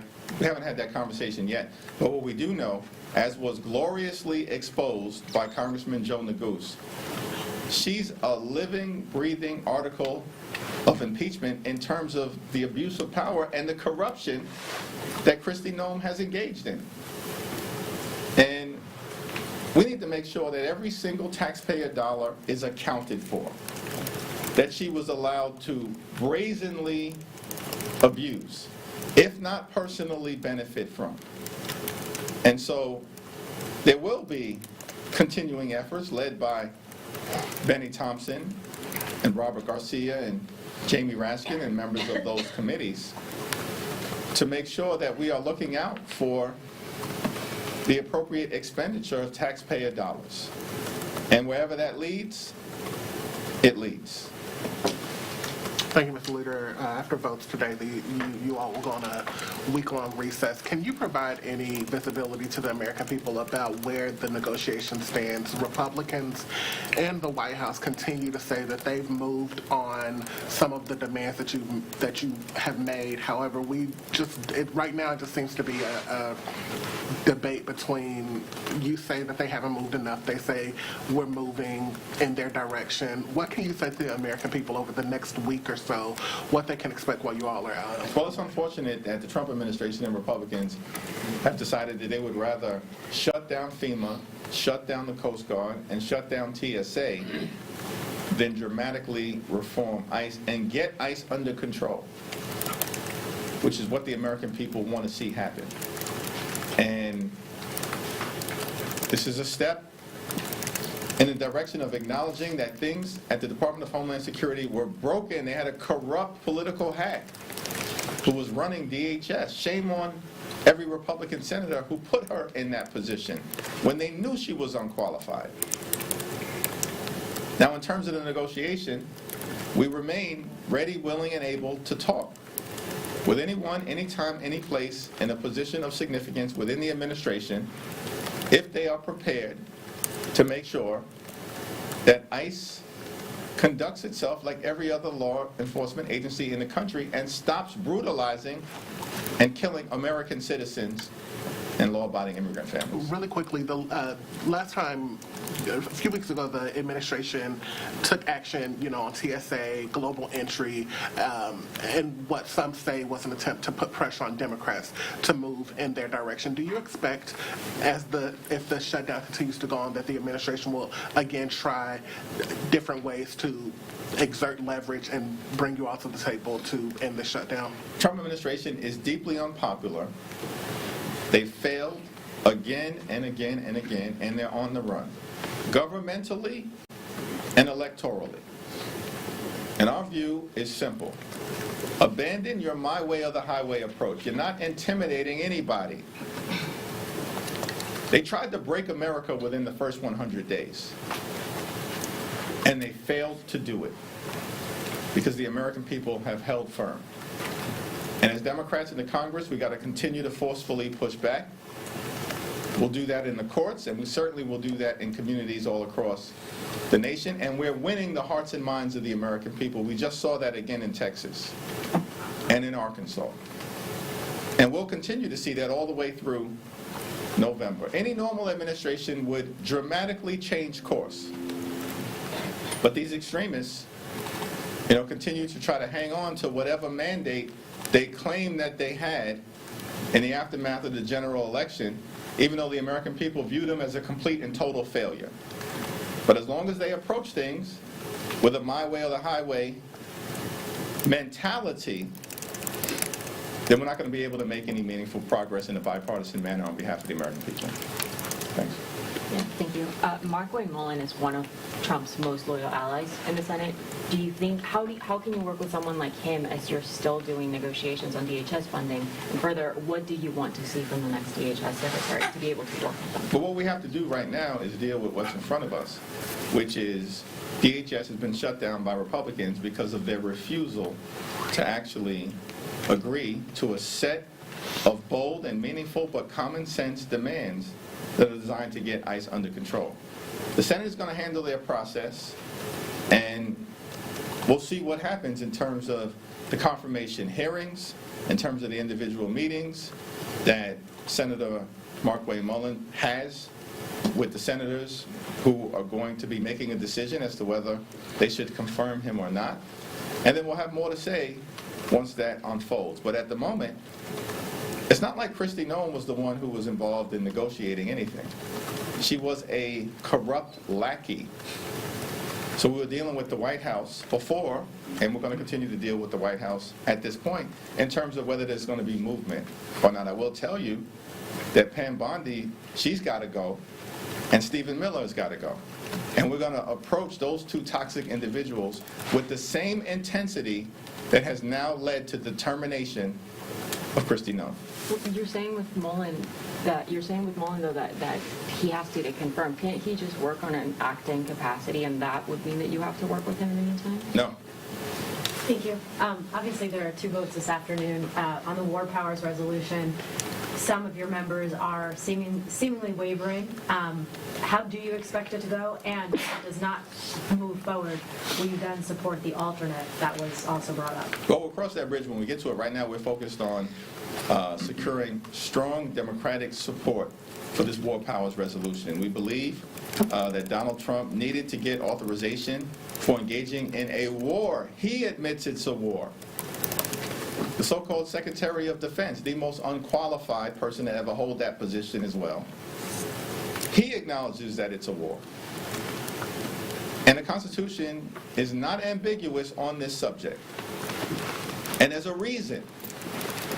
The framers were very clear. They wanted to make sure that the people's house, that the most direct representatives of the American people were the ones who could weigh in on issues of war and peace, so that we could press an administration as to whether they have a plan. What's the justification for sending American men and women into a theater of war, risking their lives? As we've seen, we've already tragically lost 6 heroic servicemen and women. And we mourn for them, and we pray for their families. And we don't want to see any more American lives lost in Trump's war of choice.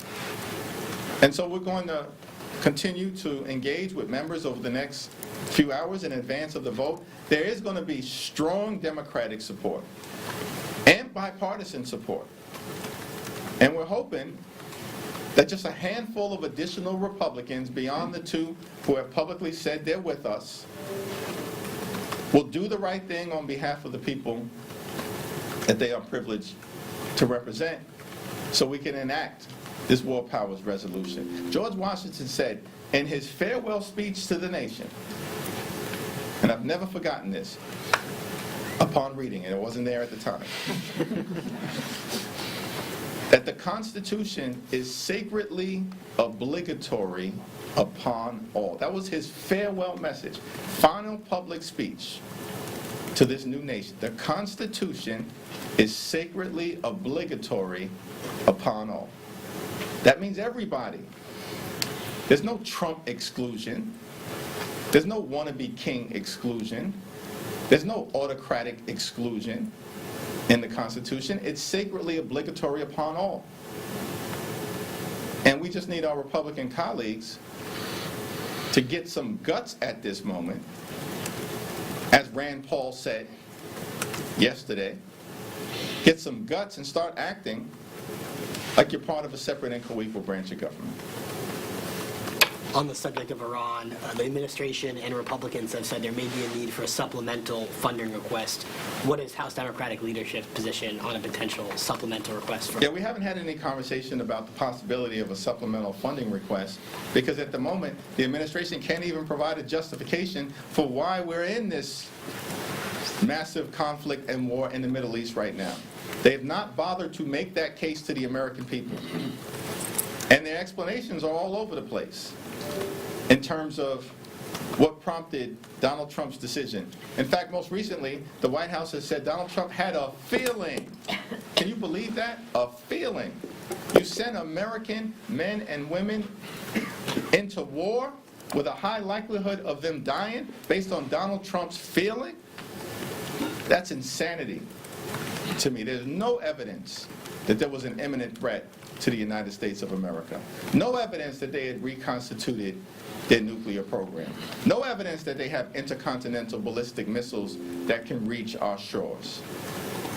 And so, before we even get to the consideration of a supplemental request, let's have the debate about how taxpayer dollars are being wasted right now. Billions spent to bomb the Middle East, triggering an all-out war that now involves more than a dozen countries, as opposed to actually Republicans bothering to find a dime to lower grocery prices or make life better for the American people. Thank you, everyone. Thank you. All right, folks, after this 2-minute break, we're going to go back to the GOP to speak on the DHS funding issue and get the other side. We'll see you in 2 minutes for that.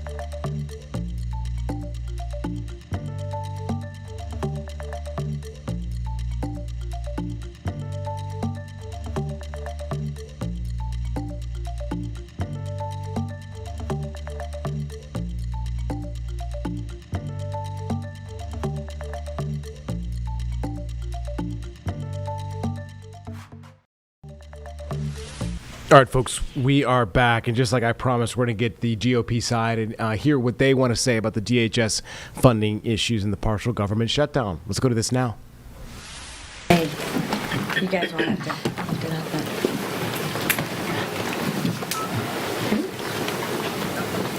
So good afternoon, everyone. Thank you for coming. Let me start by being very, very clear. The Iranian regime is not a partner for peace. It is a regime that won't hesitate to kill our troops, our diplomats, or our citizens if given the chance. This is the same regime that has already murdered hundreds of Americans. The same regime that chants death to America actually in their streets. And the same regime that races to develop a nuclear weapon capable of killing thousands more. And you know what? When this regime threatens death to America, I actually believe them. I take them at their word. And I take those threats very, very seriously. And you know what? The American people do too. That's why President Trump's actions matter. Peace through strength isn't a slogan. It's the strategy that has kept America safe for generations. And President Trump just reminded the world that the United States of America will not be pushed around. But while our troops are strong overseas, Democrats here in Washington are playing politics with our security right here at home. Nearly every single Democrat voted against fully funding America's homeland security. Think about that for a minute. Let that sink in. Every single Democrat, nearly every single Democrat, I think there was one, voted against funding America's security. Perhaps that's why they didn't stand during the State of the Union. But under the Biden administration, more than 380 people on the terrorist watch list crossed over to our borders. Around 100 of them were released back into the interior of our United States. That's not speculation. That's not politics. Those are the facts. And yet Democrats are still refusing to fully fund men and women who protect our homeland, our Coast Guards, our TSA agents, and the professionals working every single day to keep our country safe. That's not just irresponsible, it's absolutely shameful. We can debate policy all day long. That's part of the job. But we do not play politics with national security. We do not gamble with the safety of American people, and we do not leave our troops wondering whether we have their back. So right now, thousands of brave Americans standing watch against Iran's threats, and 6 have paid the ultimate price. To the troops supporting Operation Epic Fury, America and Republicans stand with you. We see your sacrifice, and we are praying for your safety. And when your mission is done, we will welcome you home with the gratitude in which you deserve. With that, I will turn it over to the chairman of our Intel Committee, Mr. Crawford. Thank you. I thank our Chairwoman McLean for bringing us together. See how fancy schmancy we are over Very here? fancy. Very fancy. I want to first acknowledge the incredible success of Operation Epic Fury. This is a testament of the leadership of the White House, the Pentagon, the State Department. This operation has been a masterclass in American military superiority. We continue to pray for our safety of our U.S. service members, and we pray for the families of those 6 that have been lost in service to this great nation. Let me say one thing that's important to note. This is not a new war. The Iranians have been at war with the United States since 1979. This is a 47-year predicate, and President Trump had the courage and the resolve to say, not anymore, not on his watch, we're going to put an end to this. And for the former military intelligence officers who served in Central Asia or the Middle East, they know that this is not a new war. It didn't just happen out of the blue. And I would also say this has been an unprecedented level of transparency exhibited by the Trump administration. I certainly haven't seen this level of transparency in my time in Congress, or for that matter, I can't recall, even as a military veteran, the level of transparency that's been exhibited by President Trump. As Chairwoman McLean indicated, the Democrats are playing games with our national security, refusing to fund our DHS. This just can't stand.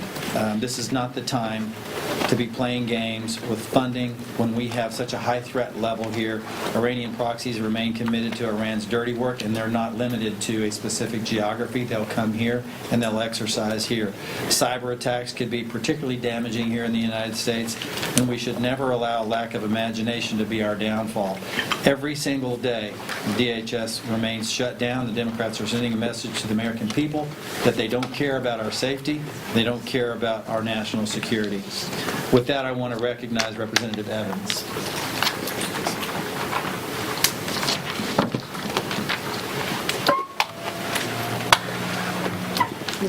I know, I do like that.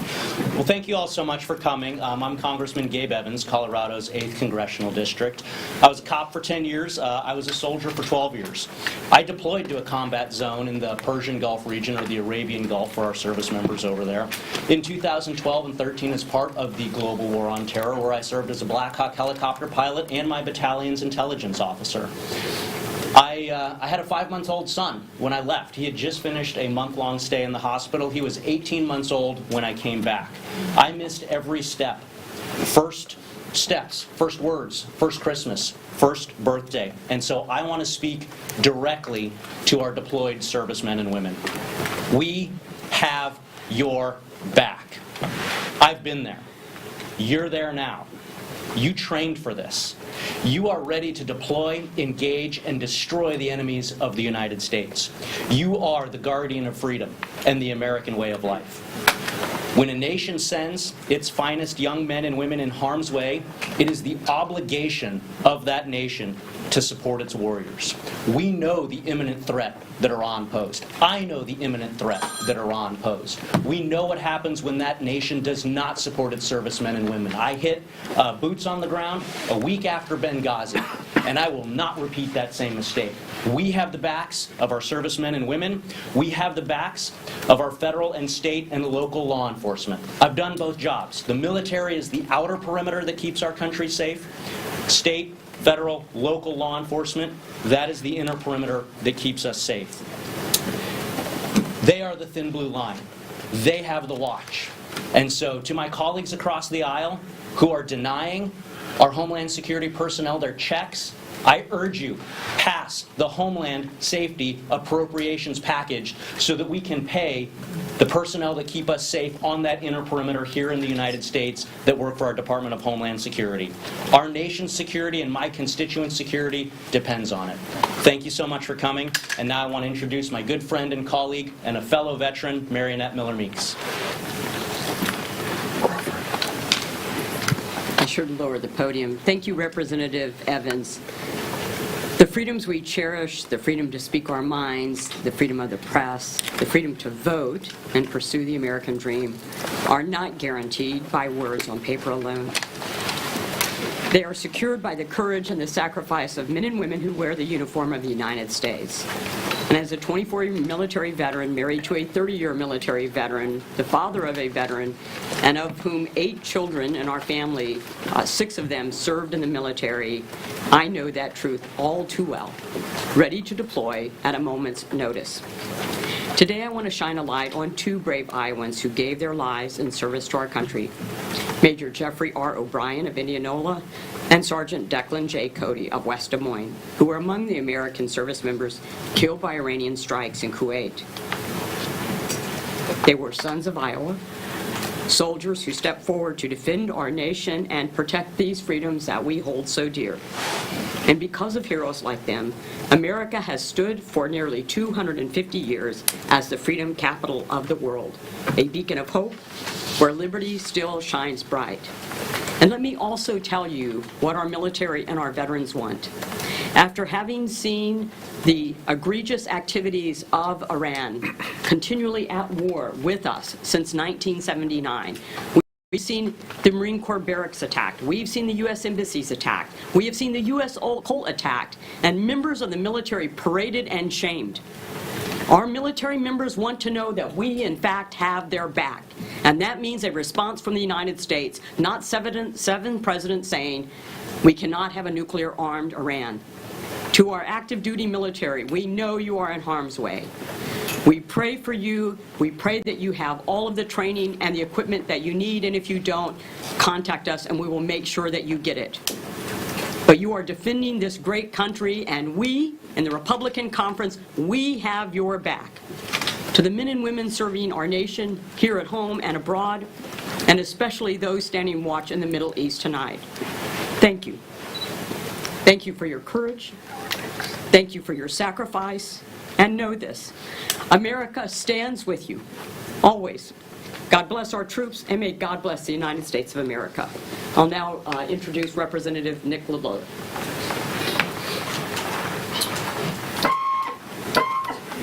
Thanks, good to be with you all. Only Trump derangement syndrome can explain why the House Democrats and Senate Democrats are blocking the Department of Homeland Security funding bill. That bill, and they say it's about ICE, but it's not. That bill and ICE is already funded for years. CBP is already funded for years. But the funding that comes from that bill funds our Coast Guard, our TSA, our cybersecurity professionals. And we're here today to highlight a few different issues. To ensure, one, that our colleagues from the other side of the aisle step up and meet the moment. Now, especially with conflict in the Middle East, is not the time to block funding for the Department of Homeland Security. We could be under attack by Iran. Cybersecurity issues have already risen in our borders already in the last week. It is time for Senate Democrats and House Democrats to do the right thing for the country and to fund the Department of Homeland Security appropriations bill. They should reject the notion that that party has had for the last few years to reject everything that President Trump has had. He's right to support funding for the Homeland Security Department, and I urge my colleagues to do the same. I want to bring up my friend from Iowa, Air Force veteran, Representative Zach Nunn. It's always a privilege to go after a Navy man. Thank you very much, sir. Friends, this week I will receive two more of its own who died in defense of our nation. This follows on a trip that many of us had to Dover earlier this year to receive two Iowa Guardsmen who were serving in CENTCOM, killed by terrorists, and had the opportunity with the Iowa National Guard, a unit in which I have served, to be able to take action and eliminate that threat through Operation Hawkeye Strike. The brave actions of our men and women in uniform, whether it's in the Department of Defense or the Department of Homeland Security, is a direct reflection of the commitment that young people across our country are doing to protect all of us. As is noted, less than 1% will put on that uniform, but they will defend the 100% here on the home front. I want to share the names of Sergeant Deacon Cody. Cody was 20 years old. He followed a pathway that was very similar to my own. We both went to Drake University. We both wanted to serve our country. This young man actually was ahead of me in line. He was already a staff sergeant at age 20. With his family's blessing, he went to go serve in the Middle East. And he was serving with the detachment out of Des Moines, the 103rd Expeditionary Sustainment Command. There he was joined by his major, Jeffrey R. O'Brien, from Waukee, also growing up in Indianola, Iowa. He was a senior NC officer who had dedicated decades of his life to answering the call and mentoring young troops. This week they will come home with a flag not flying over their home, but draped over their coffin. The reflection of 6 KIA are a reflection of the ultimate sacrifice put forward to defend this nation. But they're also accompanied by 9 wounded in action. We spent most of the day on the phone yesterday with the spouses, with the families, with the kids, as they were evacuated from Kuwait under a barrage of Iranian weapon systems. I'm happy to report that they are now safe in Germany, waiting for their family. Their wounds are still under assessment, and I won't make any comment on their health or their final diagnosis until the families are with them. But I will say this, that the toll that's being taken, not just on those serving on the front line, but on the simple fact of trying to get Americans back into country, 17,000 of which have been done so bravely by our State Department and our Homeland Security, as well as the families just trying to get on a plane today. They'll pass by another group of individuals in uniform, our TSA agents. The same TSA agents who I awarded just 30 days ago a Distinguished Medal for their longest shutdown. Here on that is our show here on WCNC Plus. We do want to let you know that Nick Sturdivant has another episode of 704 Unfiltered that will start at 9 o'clock here on WCNC Plus, and then we will see you for the news at 11 on our linear show, WCNC Charlotte. We'll see you tonight.